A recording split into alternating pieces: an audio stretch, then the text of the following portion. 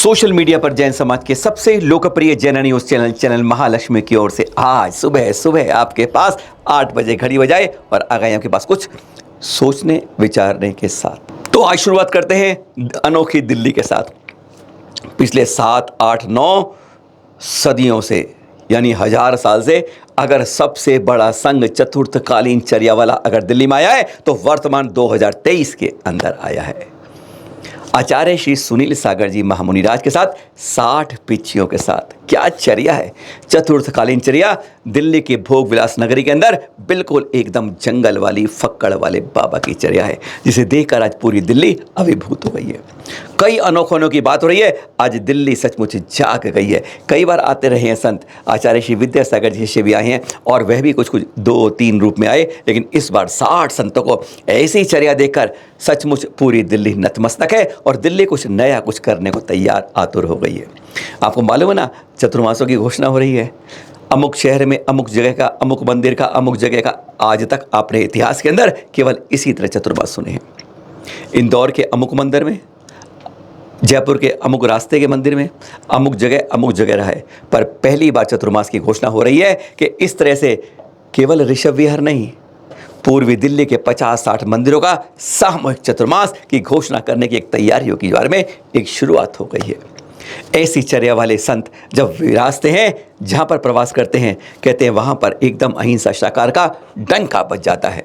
और यही कारण है आज चैनल महालक्ष्मी आपके सामने एक चेतावनी के रूप में जाने अनजाने में कैसे हुई है, ये गलती हुई है, जानबूझकर की गई है, असावधानी की गई है, और या जानबूझकर जैनों को शर्मसार करने के लिए की गई है, या किसी ने नौटंकी की है, या अनजाने में। बात कई चीज़ें हो सकती हैं जो आज चैनल महालक्ष्मी आपके पास लेकर आया है। थम में आप पढ़ चुके। रविवार को शायद घड़ी ने अभी 6 की सुई यानी बिल्कुल सीधी होकर नहीं थी कि बड़ी सुई ऊपर थी, छोटी सुई नीचे, बिल्कुल 180 डिग्री के एंगल पर थी।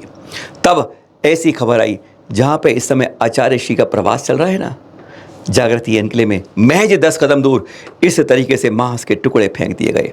एक थैला लिया, वह फेंक दिया गया। यह आरोप है। हो सकता है जानबूझ के गिरा हो।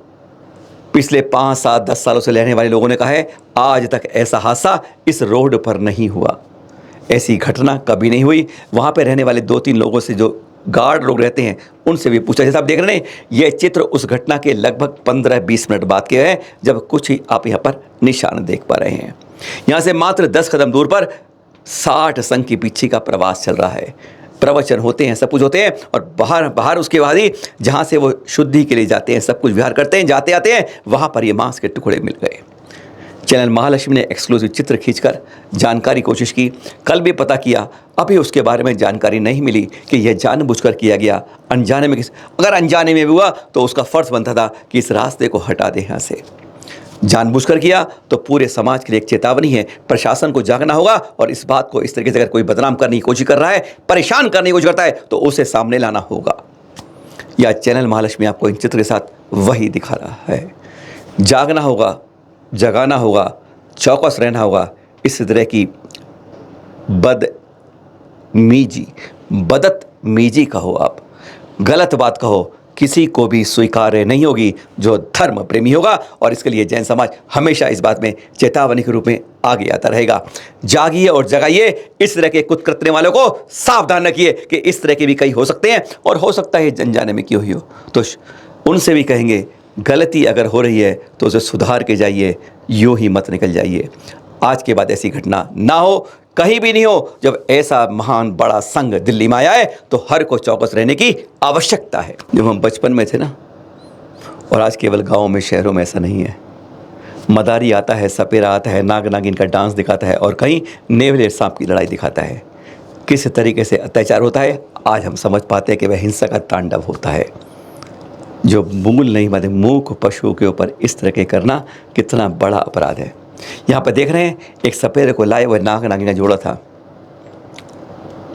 मुनि श्री विराग मुनि जी, आज उनका 135वां उपवास है। केवल कुछ दिन बाद थोड़ा सा गर्म जल लेते हैं। सचमुच विज्ञान का चमत्कार। उनके पास वह पहले नाग लाए, कहा गया फिर नागिन मिलाओ, नवकार मंत्र सुनाया और उनसे सीधा कहा गया अब इनको जंगल में छोड़कर आओ। जैसा आप देख रहे हैं, नवकार महामंत्र के पाठ के बाद उनको एक अच्छी जगह जंगल में अपने स्वतंत्रता का रूप से दिला दिया। स्वतंत्रता और स्वच्छंदता में बहुत बड़ा फ़र्क है। स्वतंत्र हर कोई रहे, स्वच्छंद कोई ना रहे, एक संदेश ये भी है। और देख रहे हैं आप विराग मुनि महाराज को 135 उपवास के बाद भी आप चेहरे पर लालिमा ही देखते हैं, मुस्कान ही देखते हैं। क्या अदभ्य बात है। तप त्याग की तपस्या की पराकाष्ठा केवल जैन संतों में ही दिखी जाती है। तप त्याग तपस्या की पराकाष्ठा सिर्फ जैन संतों में ही देखी जाती है। ये आपको दिखा रहे हैं 2 दिन पहले के चित्र। आचार्य श्री विद्यासागर जी महामुनिराज के शिष्य हैं। मुनि श्री संधान सागर जी। जगह देख रहे हैं आप, ये अंजनगिरी, वीतरागी हनुमान जी की जन्मस्थली जो है, वहीं पर ध्यान में लग गए, बस लगे जैसे कि लगातार घड़ियाँ की सुइयाँ बदलती रही। 36 घंटे तक इस जगह पर, इस गुफा के अंदर शांत चित्त, ध्यान मग्न, नहीं कोई बाहर नहीं कोई अंदर, एक भीतर की यात्रा के अंदर एक अंतर्मुखी होने के ध्यान में लगे रहे। 1 माह पहले भी गजमंता के अंदर 3 उपवास के साथ इसी तरह ध्यान में लगे रहे थे। क्या तप की पराकाष्ठा है, यही तो है। तभी तो कहते हैं ऐसे तप त्याग की कहीं मूर्त देखनी है तो केवल जैन संतों में देखनी है। धन्य ऐसे महामुनिराज। पश्चिम बंगाल के सराक क्षेत्र की बात कर लें, वैसे आपको बाद में बताएंगे अभी कितने बड़ी ज्ञानशाला चली थी वहाँ पर, क्या हुआ था उसकी जानकारी आपको शीघ्र देंगे। पर अब बात करें सराक के पश्चिम बंगाल से। बागाबान से नूतन डी आए थे 11 बच्चे सराक के। सिंगापुर रुचि दी है ना, उनसे एक कला सीखी, वर्ली की और मांडला आर्ट की। किस तरह होती है मांडला, कैसे बनते हैं, वर्ली आर्ट क्या होती है, यह बहुत तरीके से देखा। उसी के चित्र आपको दिखा रहे हैं। अनोखी आर्ट है, शायद आप में से भी कई लोग नहीं जानते हैं। हाँ, ये चित्र देख रहे हैं आप। अभी कांग्रेस में कहते हैं तख्ता पलट, आपका इसमें सरकार पलट।